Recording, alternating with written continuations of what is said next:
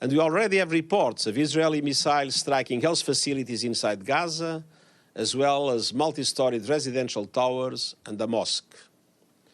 2 UNRWA schools sheltering displaced families in Gaza were also hit. Some 137,000 people are currently sheltering in UNRWA facilities, with the number increasing as heavy shelling and airstrikes continue. I am deeply distressed by today's announcement that Israel will initiate a complete siege of the Gaza Strip, nothing allowed in, no electricity, food or fuel. The humanitarian situation in Gaza was extremely dire before these hostilities.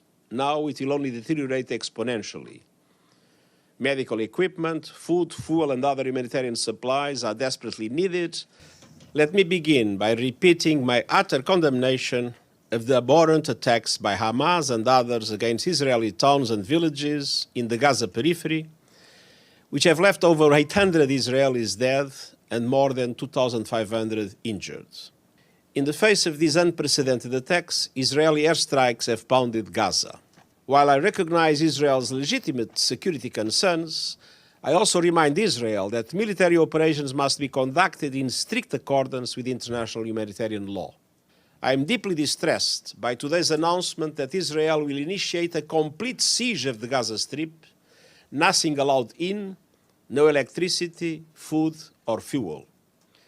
Israel must see its legitimate needs for security materialized, and Palestinians must see a clear perspective for the establishment of their own state realized. Only a negotiated peace that fulfills the legitimate national aspirations of Palestinians and Israelis, together with their security alike, the long-held vision of a two-state solution in line with United Nations resolutions, international law and previous agreements, can bring long-term stability to the people of this land and the wider Middle East region. The humanitarian situation in Gaza was extremely dire before these hostilities. Now it will only deteriorate exponentially. Medical equipment, food, fuel and other humanitarian supplies are desperately needed, along with access for humanitarian personnel. Relief and entry of essential supplies into Gaza must be facilitated, and the UN will continue efforts to provide aid to respond to these needs. And I urge all sides and the relevant parties to allow United Nations access to deliver urgent humanitarian assistance to Palestinian civilians trapped and helpless in the Gaza Strip.